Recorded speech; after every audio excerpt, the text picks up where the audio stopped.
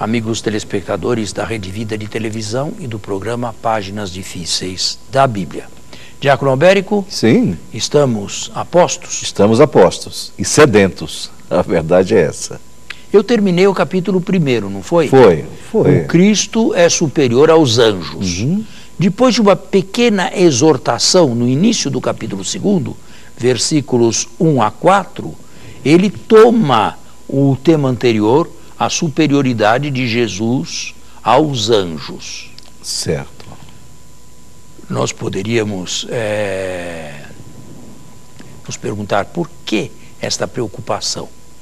Porque se tinha no passado dos anjos uma concepção tão alta, a ponto dele precisar fazer, de empalidecer todo o resto. Jesus, aquele carpinteiro de Nazaré, é superior a todos os anjos. Veja. Então agora, lê a partir do versículo 5º do capítulo 2º. Continua a superioridade de Jesus aos anjos.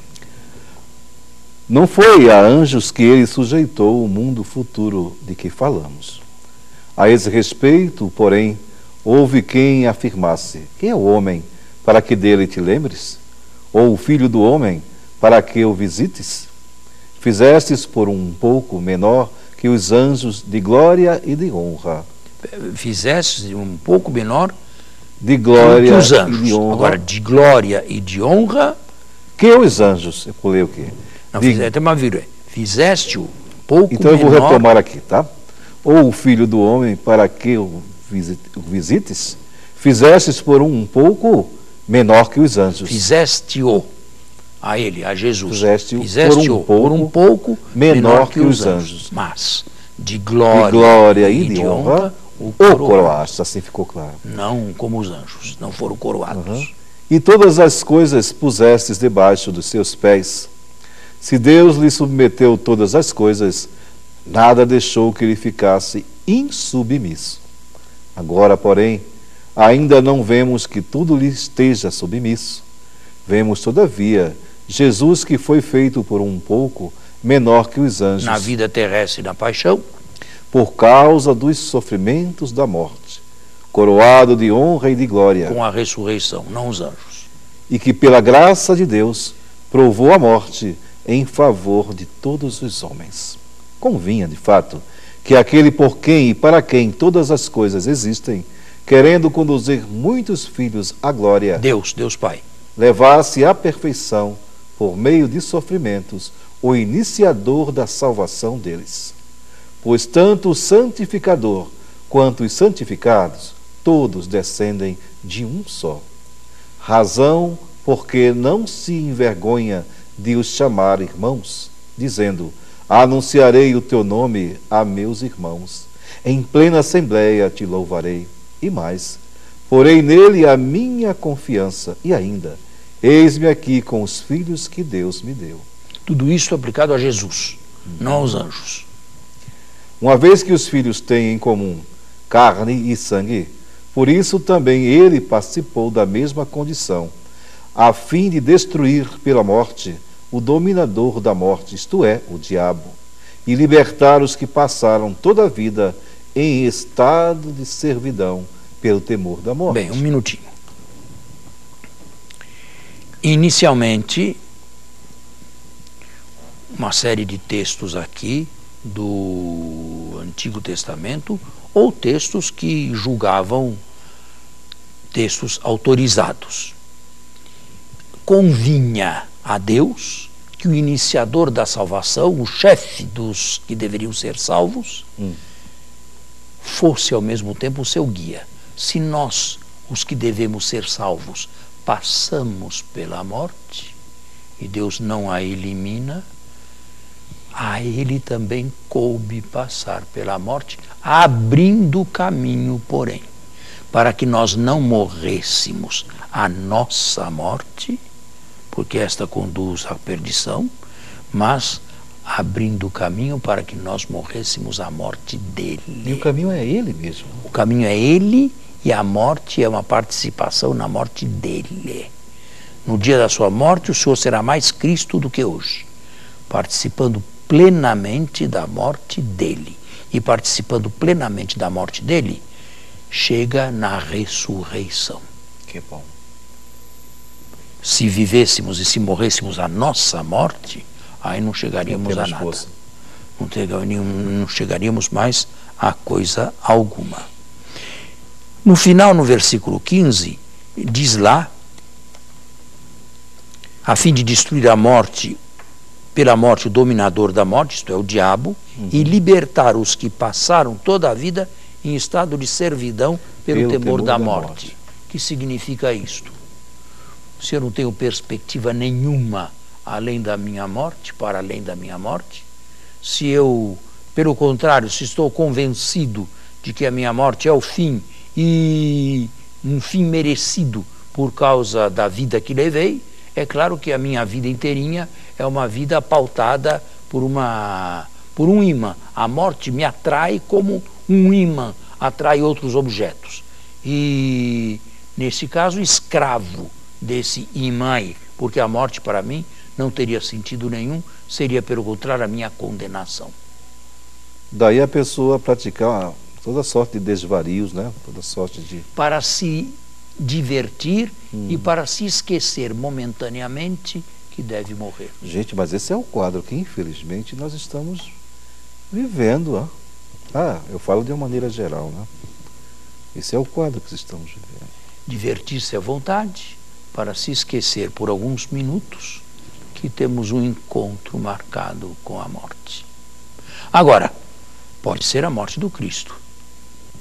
E se for a morte do Cristo, será uma passagem Páscoa para a vida eterna. Se não for uma morte com Cristo, porque não houve nada que Cristo visse igual a Ele em mim, semelhante a Ele em mim, então esta morte aqui é uma morte que realmente desabrocha no nada e na condenação. Então nós prosseguimos aqui no 16. Pois não veio ele ocupar-se com anjos, mas sim com a descendência de Abraão. Convinha, por isso, que em tudo se tornasse semelhante aos irmãos, para ser em relação a Deus sumo sacerdote, misericordioso e fiel, para expiar assim os pecados do povo. Pois, tendo ele mesmo passado pela prova, é capaz de socorrer os que são provados. Ele não venceu voando por cima, ele venceu destruindo por dentro a morte. Ele não foi poupado. Não. Era para vencer a morte no terreno onde ela dominava. Isto é, por dentro dela mesma. E é por dentro dela mesma que nós com ele queremos passar. Não como um chefe militar, não como um general sobrevoando de avião a morte. Morrendo, destruiu a morte. E ressurgindo, deu-nos a vida. Agora, o texto aqui é um pouco infeliz, melhor, infeliz na tradução. Bom. Infeliz na tradução portuguesa. Para ser em relação a Deus, sumo sacerdote misericordioso e fiel. Misericordioso vai bem, mas fiel não vai bem. Por quê? Porque pistos, em grego, tem outros muitos significados. E são esses outros significados que se ajustam mais aqui. Sim, quais? Acreditado. Isto é, um sumo sacerdote capaz. Um sumo sacerdote que cumpre a sua missão. Um sumo sacerdote que leva a bom termo e com sucesso essa missão.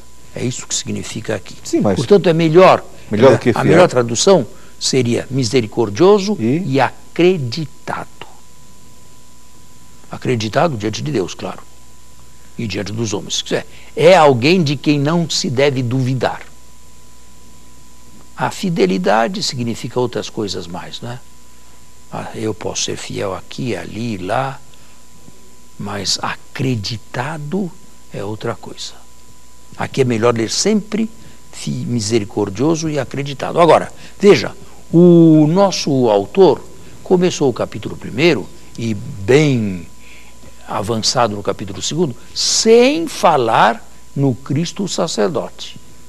Ele preparou bem o terreno, mostrando em primeiro lugar o Cristo superior a todos os anjos e arcanjos.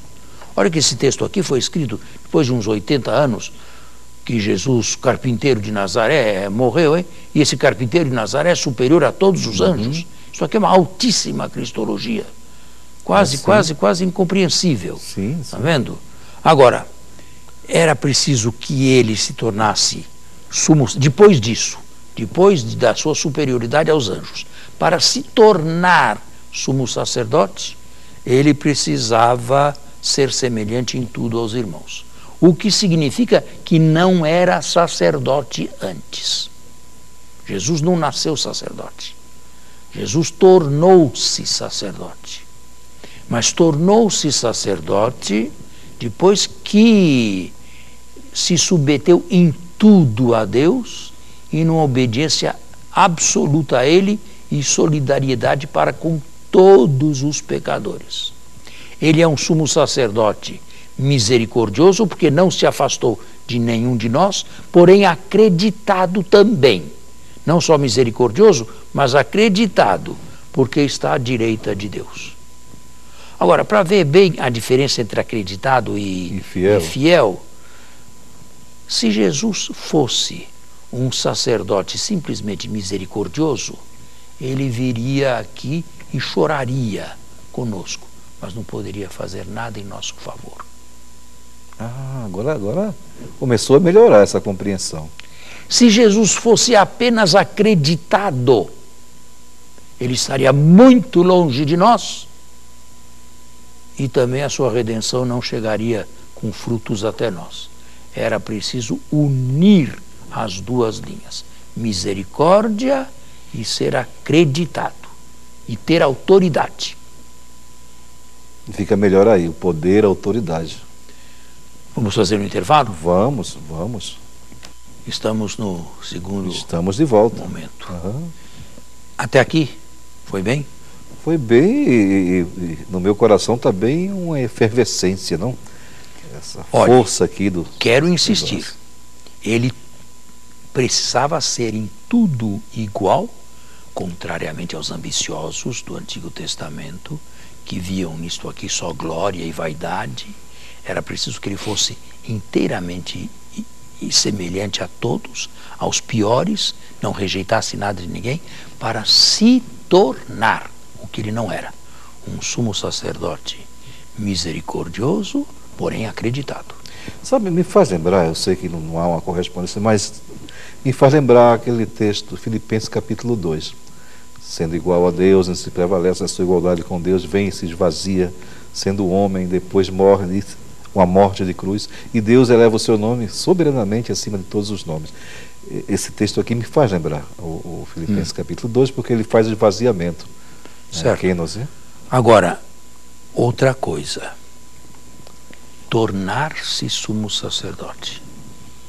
Isto é, o sumo sacerdote deve ser conquistado, mas não por uma vida de ambição, não por vanglória, não por vaidade, e sim por solidariedade radical.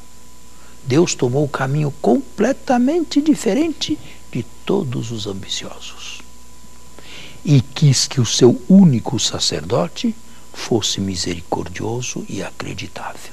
E nós não teríamos condições nenhuma de entrar por esse caminho se ele não faz isso. Não, de jeito nenhum. Não havia perspectiva. De jeito nenhum. Não saímos do nosso mundo de pecado. Poxa. De forma nenhuma. Agora, isto também quer dizer outra coisa. Quando foi que Jesus foi crucificado? Qual foi a ordenação sacerdotal de Jesus? Não sei. Foi ali na hora da cruz? Foi no momento em que sofreu a morte da cruz. Essa foi a sua ordenação sacerdotal, existencial. Foi naquele momento que ele se tornou, morte e ressurreição, né? Naquele momento ele se tornou sumo sacerdote. Isto é, capaz de unir as partes que estavam desunidas pelo pecado. Por isso que ele prosseguia ali em Lucas 9,51, se não me engano, ele ia decididamente para Jerusalém, né? Com essa consciência que necessitava ir. Que precisava em Jerusalém anunciar a palavra de Deus, acontecesse o que acontecesse. Ainda que sofresse ou viesse sofrer a morte, confiado em Deus que o reintegraria, de alguma maneira, no seu plano de salvação e no reino que ele pregava, que Jesus pregava. Tornar-se sumo sacerdote, através da morte dolorosa, transformada por Deus em vitória sobre o mal, sobre o pecado e sobre ela mesma, com a ressurreição, a ascensão e a sessão de Jesus à direita de Deus, tornando-se assim um segundo Senhor ao lado do primeiro Senhor. Agora ele pode fazer a perfeita mediação. O que lá no culto, na liturgia do Antigo Testamento, não se podia. E a prova disto é que no ano seguinte tinha que fazer tudo de novo, começando do zero, como se nada tivesse feito. Não havia eficácia. Aqui, a não repetição é sinal de profunda eficácia. Eu lembrei agora, está nos evangelhos, eu creio que aqui não, mas quando sinais, né? Se rasga o véu do templo na hora da sua morte, né? São sinais de que ele realmente uniu, né? É isso? O texto não vem citado aqui, vem citado em Marcos e nos outros sinóticos Mateus, aí, não é? Também. É um texto complicado, difícil, não precisa ser tomado ao pé da letra, mas significa que o trono de Deus, inacessível aos mortais, agora está aberto. Se tornou o trono da misericórdia. E podemos ir diretamente ao trono. No Antigo Testamento, nenhum judeu podia atravessar o átrio dos sacerdotes e entrar no santuário do sumo sacerdote. Santo dos Santos. Santo dos Santos. Ninguém, nem ele, só uma vez por ano. Agora, todos podemos entrar no verdadeiro santuário, que não é um quartinho, ali, passando aquela porta, mas é o verdadeiro templo de Deus onde ele se encontra. Com uma condição: que passemos, que cheguemos lá pelo único caminho que lá conduz, e que é Jesus Cristo morto e ressuscitado. E lá oferecemos o quê? As mesmas coisas que Jesus ofereceu, os sacrifícios existenciais, a própria vida, e não bodes, carneiros e sangue e frutos da terra. E por isso mesmo, em Cristo, batizados em Cristo, todos recebemos a dignidade sacerdotal. Pode pedir audiência a Deus e imediatamente será atendido, pelo tempo que quiser. E ele está atento ao que a ele se diz e do que dele se espera. Aqui se pode pedir audiência com facilidade a algum deputado, a algum senador, ao presidente da República. Nem pensar. Mas a Deus, todos os dias, quantas vezes se quiser. Desde que entremos pelo caminho que lá leva, que é Jesus morto e ressuscitado. E é por isso que todas as orações na igreja, na liturgia, terminam por Cristo nosso Senhor. Por Cristo, com Cristo e em Cristo. Está bem claro? Tudo? Claríssimo. Então, agora, mas quanto tempo nos falta? Pergunto à equipe técnica. 4 minutos? 4 dá minutos? ainda, Um bom tempo. Ó. Sim, temos 4 minutos. Dá um pouco.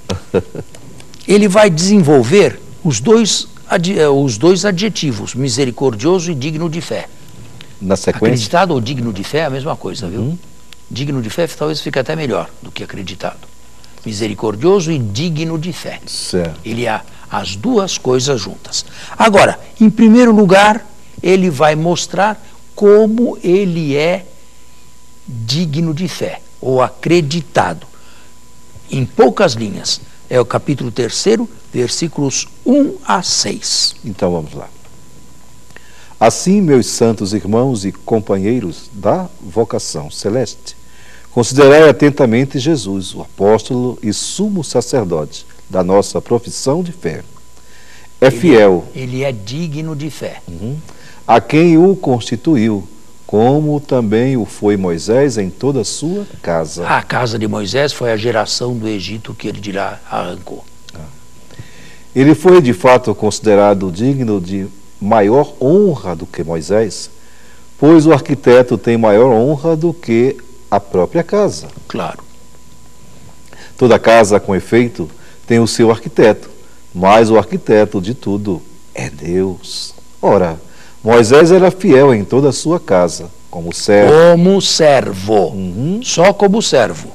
Para ser testemunha das coisas que deveriam ser ditas. Cristo, porém, na qualidade de filho, está acima de sua casa. Está acima da casa, não como Moisés. Ele é superior ao mesmo Moisés. Esta casa somos nós, se mantivermos a confiança e o motivo altaneiro da esperança. Está aí. Ele é digno de fé e é capaz de conduzir a sua casa, que existencialmente somos nós, a igreja. A igreja. Nós, na igreja, desde que sejamos dóceis ao que ele nos diz e ao que ele nos ordena que seja feito. Gente, mas não é possível tudo isso sem um encontro com Cristo. Não é possível nada disso sem um encontro mesmo, esse divisor de águas. Quando o Senhor falou acerca do tempo, falou antes de Cristo, depois de Cristo. Isso também acontece e deve acontecer pessoalmente na vida de cada um. Uma coisa é o albérico antes de Cristo, outra coisa é o albérico depois de Cristo e assim por diante. Então não é possível tudo isso aqui, nem mesmo essa compreensão, sem esse encontro com Jesus. Bem, eu estou de pleno acordo e eu também digo que uma pessoa que nunca fez alguma experiência inédita, alguma experiência pessoal, porém forte de Deus, em Cristo, dificilmente entende essas coisas. Dificilmente. É preciso ter feito alguma experiência de Deus na própria vida. E isso não se dá aos 15 anos de idade, nem aos 20. Bem, ele quis mostrar que foi sumo sacerdote, melhor, que tornou-se sumo sacerdote com sua morte e ressurreição, misericordioso e digno de fé. No capítulo 3º, versículos 1 a 6, ele abordou o segundo aspecto do sumo sacerdócio, digno de fé, por estar acima da casa como filho unigênito que é de Deus. E esta casa somos nós, não é Moisés. Moisés estava dentro da casa como servo. Agora, vai haver uma parenese, vai haver aqui um texto exortativo, e depois ele vai, no capítulo 5º, desenvolver o outro adjetivo. Ele é lógico. Ele vai desenvolver o outro adjetivo do sumo sacerdote. Qual é? Está aí. Não, está aqui. Está falando do capítulo 5º ou no terceiro? Não, estou falando do capítulo 2º ainda. Ah, é? Ou o terceiro. Terceiro. No capítulo 3º, 1 a 6, ele desenvolveu o aspecto da credibilidade. A fé introduz no repouso de Deus, é isso? Não. Misericordioso e digno de fé. Ah, sim, no capítulo 3º, no início. Agora, no capítulo 5º, ele vai desenvolver o outro adjetivo. Qual é? Você fala do capítulo 5º? No capítulo 5º ele vai desenvolver o outro adjetivo. O outro adjetivo é esse aqui, misericordioso. Tá, tudo bem. Tá? Ele, o Cristo, é as duas coisas. Misericordioso e digno de fé, ou fiel. Não, fiel não, digno de fiel fé. Não é bom. Acreditado. Tá bem? Vamos encerrar e esperar o próximo domingo. Muito obrigado. Muito obrigado a todos também. Até o próximo sábado, com a bênção sábado. E a graça de Deus.